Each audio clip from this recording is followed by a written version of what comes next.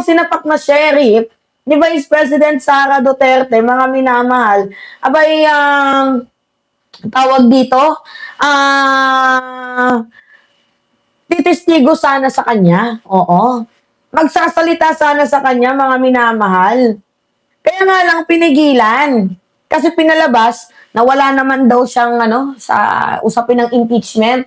Wala din naman daw siyang kinalaman sa usapin ng impeachment. Diba? Ganon, no? Iba talaga yung nagagawa ng pera, no? Oo. Itong sinapak ni Sara Duterte, magtitistigo sana, mga minamahal. Kaya nga lang, umatras. Magkano kaya na ibayad? Kasi buhay din naman, kung sa bagay, buhay din naman yung pinag-uusapan dito. Baka malay natin, itong sinapak na sheriff ni Sara Duterte ay mategi na lang. Syempre, mas pipiliin niya na lang manahimik. O, sige nga, panoodin natin to, mga minamahal. Titistigo sana, kaya nga lang, nabutsingi, nabokya, oo, napigilan kasi may malaking ibinayad daw di umano sa sheriff na to. Proper trial. Wala pa sa proper trial ang impeachment case ni VP Sara pero tila malalagasan na ng testigo ang prosecution team. Ang court sheriff kasi na sinapak ng bise ayaw tumestigo. Yan ang Agenda Weekend Report ni Isaiah Mirafuentes ng Abante.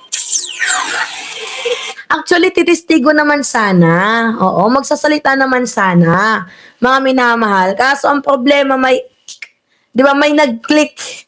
Ewan natin kung ano yung click na yon. May ibinigay ba? May something ba? Siyempre, taga Davao din eh. Di ba, mga minamahal? Taga Davao din. So, kung nalagasan man ng miyembro itong prosecution team, it is all about money. Padali lang yan, tinakot yung sheriff.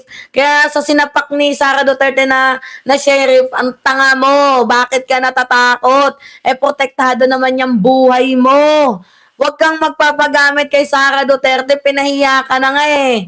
'Di ba, mga minamahal? Actually, sa totoo lang yung sheriff naman kasi, tama naman talaga yung kanyang ginawa. Yung call time is call time eh. Kaso ang ginawa ni Sara Duterte, nagpa-late-late siya. 'Di ba? Ngayon na ginawa ng sheriff yung trabaho niya, sinapak niya. 'Di ba, mga minamahal? Kung under pa rin si Kuya sa Supreme Court, talagang ayaw yan magtestigo sa impeachment ni Sara.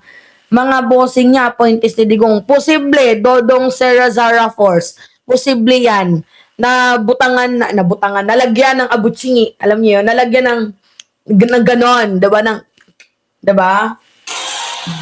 Hindi pa man umuusad ang impeachment trial, tumanggi na ang kumarap sa impeachment court si Abe Andres, ang court sheriff na sinapak ni VP Sara noong 2011, panahong mayor pa siya ng Davao City. Nakatakda pa naman sanang ihayag ni Andres ang posibilidad ng umano'y pagiging bayolente ng bise. Kabilang siya sa mga testigo ng prosekusyon sa Article 4 ng impeachment, kaugnay sa grave threats.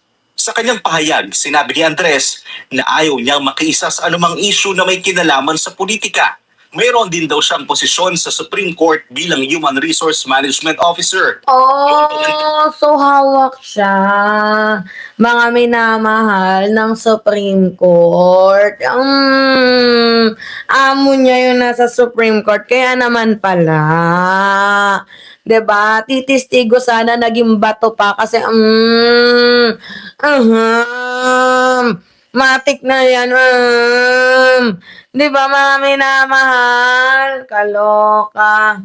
Tikom na siya sa nangyaring pananapak ni Duterte. Pero ayon sa prosekusyon, hindi ang dating sheriff ang masusunod, kundi ang impeachment court.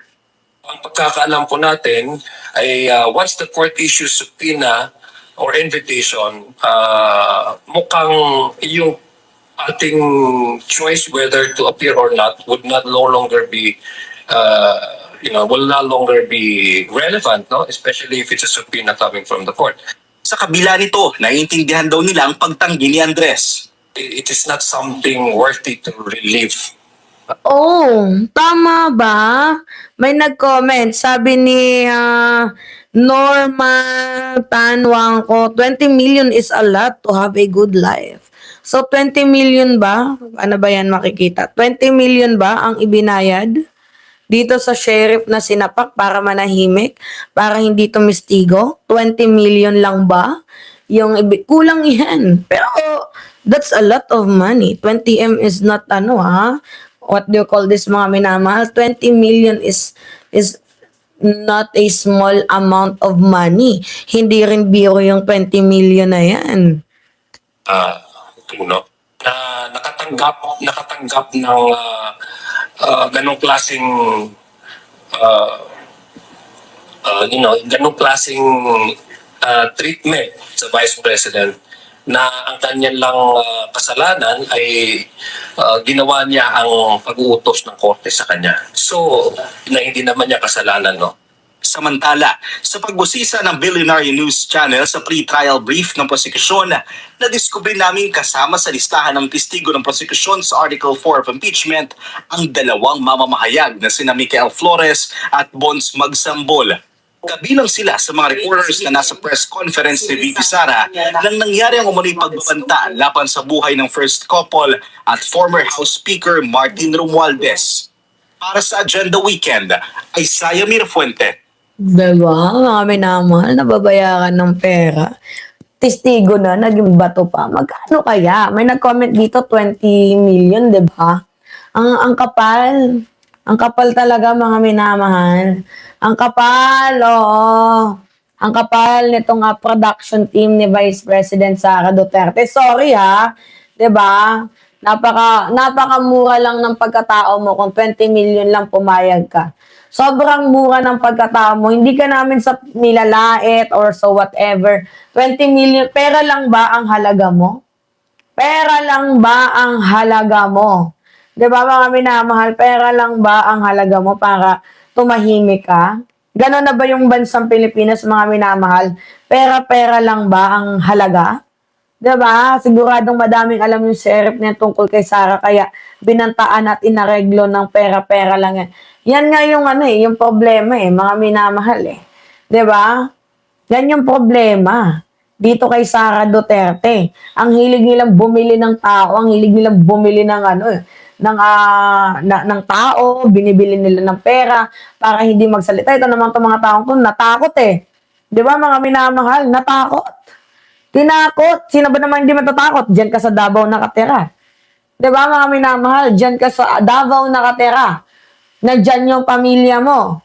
'Di ba mga minamahal? Nandyan yung pamilya mo. Tapos ganyan-ganyan yung mangyayari. So malamang talaga yung gagawin ng itong sheriff na to, susunod na lang sa utos ng mga Duterte. Kaysa naman, maganon siya. Susunod na lang ako or magaganon ako.